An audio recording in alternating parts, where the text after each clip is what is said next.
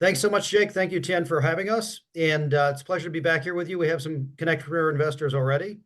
CleanFiber makes high-performance building insulation from recycled corrugated cardboard boxes. This LEED Platinum home, the first LEED Platinum home on Long Island, was insulated with our product, but it's also used in low-end homes and mid-scale homes. When people think about decarbonizing the economy, usually they think about Tesla cars or solar cells. They very rarely think about building materials, but building materials are 40% of our globe's carbon emissions, and our buildings comprise 40% of carbon emissions.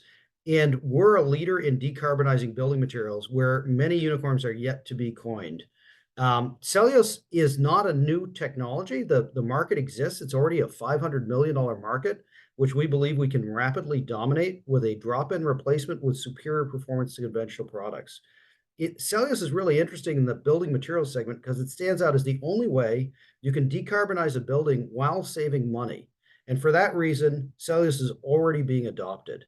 It's displacing fiberglass because it's a better insulator and foam because it's far more cost effective, with massive tailwinds behind it in terms of concerns with the environment and health and so on that are driving growth of cellulose. Our competitors make their cellulose insulation by shredding newspaper, adding a dry powder fire retardant, and then bagging out a finished product. We make a better bag of insulation using a proprietary liquid chemistry, which allows us to use corrugated cardboard as a feedstock. And this is important because the newspaper is going away. The printed news has declined by more than a factor of 10x over the last 20 years. And the price of newsprint has increased while there's less and less paper in our recycling streams mixed with more and more plastic, which has led to a real contamination problem. This is a problem for installers who are using cellulose insulation because the contamination featured in the middle of this page clogs hoses, it breaks machines, and it's a constant headache for installers. In addition, installers using product from competitors deal with a product that's excessively dusty, and they're dealing with declining availability because of the declining supply of newsprint. So our competitors can't build plant to meet mounting demand, and we have a solution that solves the contamination problem, solves the dust problem, and solves the availability problem. This has led to extraordinary growth in demand for this business. So as I said, I've led three businesses over the last, or as Jake said, I've led three businesses over the last 15 years. I've scaled business rapidly, but I've never seen demand like this. We've got a pipeline of demand that was built with one salesperson and less than $50,000 a year in marketing that now exceeds $100 million nationally, where we know every account and they want to buy product every month.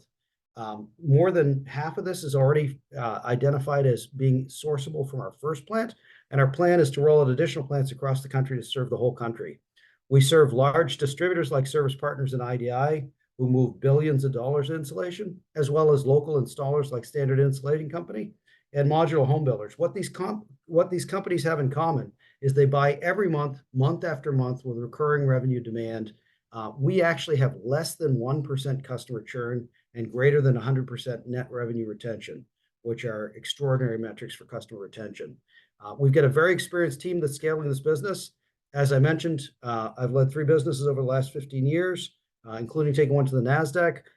Don has been a C-level executive in 7 firms. He's been a CFO a bunch of times. He's led global sales operations. He's been a CEO. We also have a guy in our team, Tom Dorsch. I won't go through a whole team, but Tom's installed $2.5 billion worth of plants, property, and equipment. So we know how to scale plants. And this has led to some very rapid scaling of manufacturing capacity to support burgeoning sales. Last year, we moved about $4 million of product. This December, we're shipping at a rate that equates to about $16 million of product. So nearly 4x growth in a year. Very few companies pull that off, let alone year after year, quarter after quarter. Our plan is in motion. We built a pilot plant first, then we built a full-scale commercial plant. That plant is shipping. We're scaling it to $35 million in revenue and about $8 million in the EBITDA. And then our intent is to roll out additional plants all across North America, Europe, and other parts of the world with strong margins, with a proven product that's higher quality, which we can sell at the same price as others in the market.